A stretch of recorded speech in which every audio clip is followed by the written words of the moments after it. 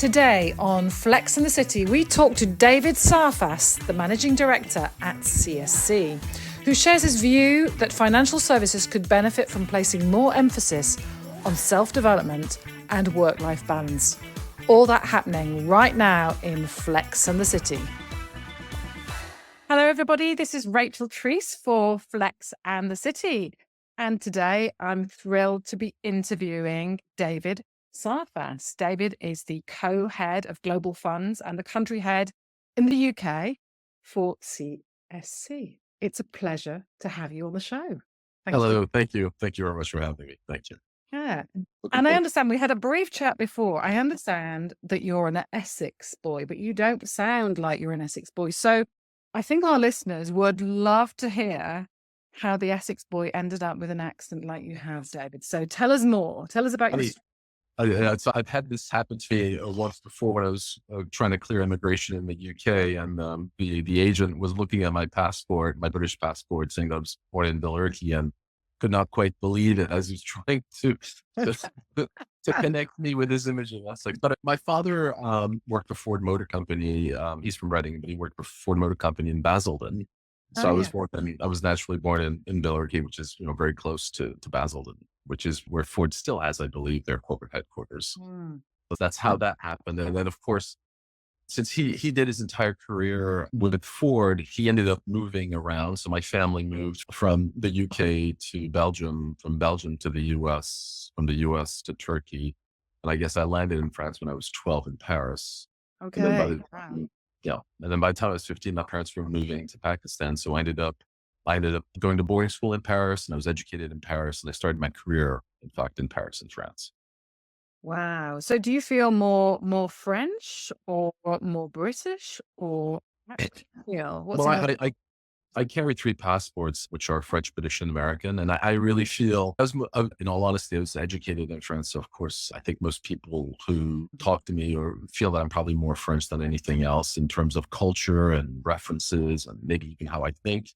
But I basically take what I like in all 3 countries and make them mine. And what I don't like, I leave it to the country. That makes sense.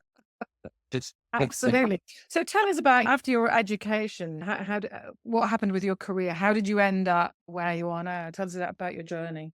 I think I started my career where I wanted, which was with a Big Four firm, a Big Four accounting firm. I started my career at Price Waterhouse at the time, which after its merger with Coopers became PwC in '98. And which is exactly what I wanted. So I just felt it was a little bit more learning. So I continued to learn what I'd learned at school. And I basically specialized a little bit more in accounting, which is the measurement system for performance for a lot of corporations. And I was offered the opportunity to go on a tour of duty, I should say, to the US in New York. So I ended up moving from Paris to New York. And then instead of coming back as I should have, I ended up staying in the US in New York, and then moved away from PwC at one point because I was working in a group that was sold to a bank. So I ended up working for a Franco-Belgian bank called Dexia at the time, where I did different things, structured finance products. And then I moved to EY, still in New York. Then Houlihan Lokey, which is a US investment bank. Houlihan sent me to the UK at one point. So I came back to the UK, then also went back to New York. And then I was headhunted out by Citgo, which was another third party administrator, to run Europe. So back to the UK. So there's a bit of a back and forth, I would say, between the continents. But I just loved the opportunity that it presented, and the fact that there was a lot of flexibility around that. So I kind of saw the world as my oyster. In fact, I had 3 daughters who were all very international because of that experience. So my oldest daughter ended up going to university in the UK and lives and works in London. My second daughter went to university in Canada as an undergrad and did her postgrad. Is completing her postgrad this year in Australia.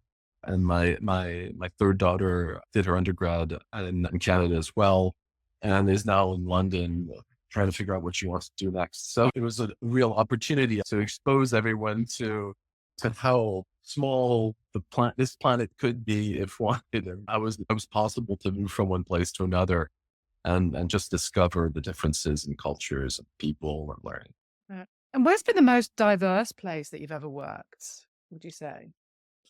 Diverse. I think that's a hard question. I think for me, diversity, there's a lot of different things, diversity, a lot of different Mhm. dimensions. But the places where I spend most of my time in work are probably London and New York. Yeah, and they're both equally diverse, but maybe for different reasons. Like, I think the US, the UK has more of an international community. And I felt that the US was also more of a transient place, even for Americans. People come and go. So there's this diversity of movement, if you will, in the US. So I guess those two places. So I've always had the privilege of working in places where there's so much diversity in terms of experiences, of course, but also people and ways of doing things. Absolutely. So your daughters, do they know what you do? I I'm ashamed to say, I don't think they really do. They understand that I worked for companies in financial services, but we've never really spent much time discussing in depth what I did. But I did spend time with them talking about the economic framework in which I work as they were going through their own kind of like thoughts of what they wanted to do. I think my oldest daughter works in marketing, so she's somewhat she works somewhat in that economic type of similar type of framework, if you will. Whereas my two other daughters are more into healthcare, completely different kind of experiences and social objectives as well. And I'm curious, you say it's your eldest daughter that's in marketing. Yes. Yeah, if she was writing a branding campaign for the financial services industry, because she's a different generation, what do you think her branding campaign would be for the financial services industry to make it more attractive for younger people to want to join? What do you think her counsel would be to you, David? Don't know. I think if I were to steer her, I would probably say that when you look at the financial industry today and how it operates, our mission is to ensure that it's a safer place, right? So we, as administrators, what we do is we try to ensure that our clients get the information they need when needed and that they are able to operate and do what they do best with the utmost safety for them and for their clients.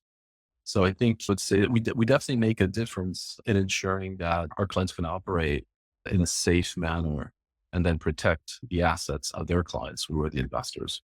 Yeah, which is one of the 6 human emotional needs, safety and feeling safe. As a leader, you've worked in all of these different centers. Do you see that you need to adapt your leadership in these different centers? Or what do you think is the most important thing as a leader? What do you enjoy doing as a leader? I think that probably one of the most important things that people can bring to an endeavor is energy. I think, what people who are in positions of leadership need to or may want to consider bringing is definitely energy. And I think energies are different depending on the countries, of course, the social objectives of the companies or what we're trying to do as a company. But I think the first thing that you try to bring is energy within the framework or within a context of values. Of Mm. course, our firm has its own internal values. We live by them. And then the energy that you bring around those values creates a framework that is either favorable or unfavorable for the objective of the enterprise. Yeah. So tell me what your values are, David. I think so if I step away from the company values, which are, but I think that just the personal values are honesty, honesty and authenticity, which are the things that I believe the most important. Doing what's right rather than just doing what's easy or most profitable. I think that's important. I feel that we're all in this together, so everyone needs help. So I think collaboration and true stewardship and help of other people around you, I think is very important. And it goes both ways, of course. We're as a team, we're all trying to get to the same place. So clarity, of course, is very important. But I think the reliance on other people in the team is very important. Honesty is important. Development is important. So those are like I would say the core values that I have, that I try to bring. Yeah.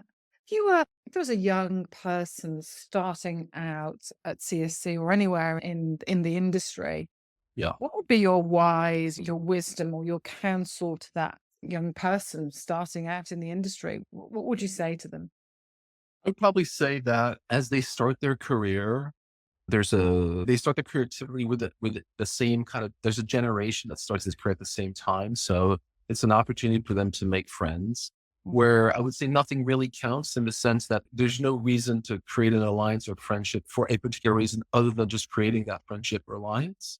So I would just say, try to make as many friends as you can within this industry. And as you grow and as things happen in life, people will go to other opportunities, do other things. You end up 20 years later having a very extensive and interesting network that can definitely help you. Of course, I think it's important not to do it for that reason, but just to be open and curious about what other people are about, what happens there, and then just go for it. I think that was probably my first kind of advice. Yeah. Yeah. And I think the second one would be to really go for it, to try to really make a difference and enjoy what you do. It's very important to me. So of course you need to have a structure and a framework to enjoy what you do, but I think to really go for it. I use this image often as if you're an Olympic swimmer, you will have trouble expressing your talent in the desert. Yeah. So the alignment between what you want to do, what you can do, what you've trained for, or how are you going to acquire whatever you need to acquire to do what you do needs to be there for you to be, Olympic swimmer swimming. And of course, the firms should typically bring that context. To a certain extent, I guess I try to build pools where I see Olympic-sized swimmers, and when I try to build racetracks if I see runners, kind of thing. So everyone places their own qualities and predispositions. And I think what we try to do is ensure that we can identify that within the context of our enterprise and ensure that people can get into where they're the best suited. And it's a question of intention, talent, hard work, of course. There's like a few different types of things that happen there, and then just help support them. Everyone needs help all the time, no matter Yeah. what the level. We all need help. So I'm sure you loved the Olympics. We've just finished the Olympics, which was in Paris. I remember watching the basketball final between the USA and France. Did you enjoy that match? I did not watch it. You did not watch it? No, Oh, did not watch it. No. you did not I, watch wa- it? I watched a little bit of swimming. That's all I So, did. so, Yeah. so if you were the coach of the financial services industry wanting to win gold, what would your counsel be to the industry to help win gold? I think as gold as in first place or gold as in the best that you can be. I think Best that's you can be, the yeah. best you can be. I think the industry has been working hard towards transparency. A big part of what the financial industry does is they follow a moving target. Yeah. Right? So regulations keep evolving, which of course makes absolute sense in the context of life in general, right? Things keep moving, they keep evolving. Of course, the financial industry needs to continue to evolve to be able to ensure that they're aligned with that framework. I think a big part of what the financial industry I work in provides is safety and security and transparency. So I think we need to continue to ensure that we're able to deliver those elements, if you will, Mm, to the public in general and to our clients. absolutely. So my sense is, of course, openness and no secrets, if you will. Apart confidentiality is not Of secret. Like course. confidentiality is like what helps the industry become a great industry. I think there's a lot of when you look at the financial industry, maybe another way of looking at it is when I was at university, which is like over 30 years ago now, of course. It was just the beginning that people could not really move around countries very easily, but money could move around. Today, everything moves around everything, right? It's easy to move countries. It's easy to move money. There's different systems, regulations are not always overreaching. So there's the harmony of getting all these regulations to have to fit the minimum standard is important. Bad actors need to be identified and isolated, if you will. And of course, one bad experience can have the whole thing topple. So the infrastructure needed to be able to unite this entire system into one safe place is immense, right? It's a huge endeavor. At the same time, a lot of people will tell you that goes against the dynamism that's used to be able to have markets appear, and you need to have competing markets, right? So what we do is we really work on the infrastructure of that market. We ensure that the administration of the funds is done in a way that is suitable for the company, for regulatory purposes, the All right. company's purposes, and of course the company's investors or the fund's investors' purposes. So there's a subtle balance there between what is it that we provide within the context and also making sure that we're not, and so we follow the industry rather than making sure that we don't immobilize it by just being too rigid. So I think we haven't quite found, I would say, that balance just yet. Yeah. And I know that outside of financial services, you love reading, David.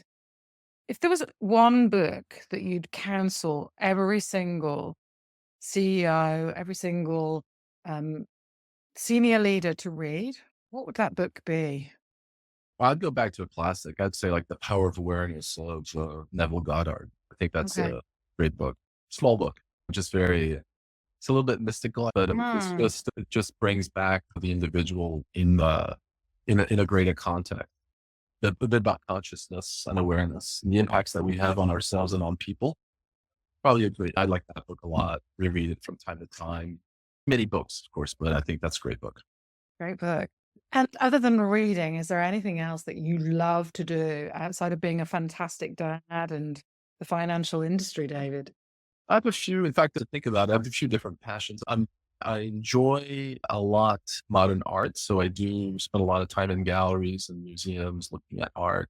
Mm. I just enjoy the experience of doing that. I'm also very interested by self-development. I read a lot of books around development. So I guess when I was talking about Neville Goddard and the power of awareness, I guess that's one of the books that I read within that context. Mm. And I think there's a lot of great things to be acquired in that kind of knowledge. And I think it's about evolution always. It's about learning a little bit more, investing in oneself, understanding ourselves better, and being able to make a better impact with the people around us. Positive impact. So I think those are like the passions I have. I try to do a little bit of sports. I play squash and I swim. Mhm. Not very well, but I do my best. Not consistently enough, but I do my best. So the kind of things and I travel a lot. So got a few. I'm going to Australia at Christmas to go see one of my kids, and I'm celebrating. One of my daughters graduated during COVID, and then we're going to Japan for a little bit less than 2 weeks to visit together to celebrate the end of her study cycle. So there's a lot of that. Like spending time with my children's great. Fantastic. And I'm curious, you mentioned one of the things which was yoga and consciousness.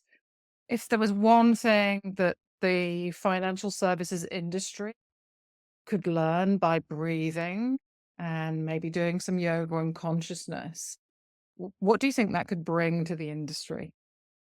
I think a big part of the subject matter that you get around self-development, whether it's yoga or anything else that matters being. I think that financial services industry is a very big industry where a lot of people, of course, work very hard to contribute. There is something to be said about the work-life balance. I do think that those types of activities have a way of reestablishing a balance that has people have a better experience of life in general and also become better professionals. We all know that if we work too hard there's always doors that you close elsewhere, and it's not necessarily a positive experience for everyone, including ourselves. Right. So I think those topics are definitely a net positive for anyone who wants to engage with them. So I think it's more about creating balance and wellness within our lives. So, David Sarfas, I have to say namaste. Merci beaucoup. Thank Thank you you. so much for a wonderful podcast and joining us on Flex in the City. Thank you so much. Thank you so much for having me. Thank you very much. And that's a wrap for this episode of Flex in the City. We hope you enjoyed our insightful discussion with David Sarfas. Don't forget to subscribe to our podcast on your favourite platform. Stay connected with us on social media for the latest episodes, exclusive insights, and behind the scenes content you won't find anywhere else.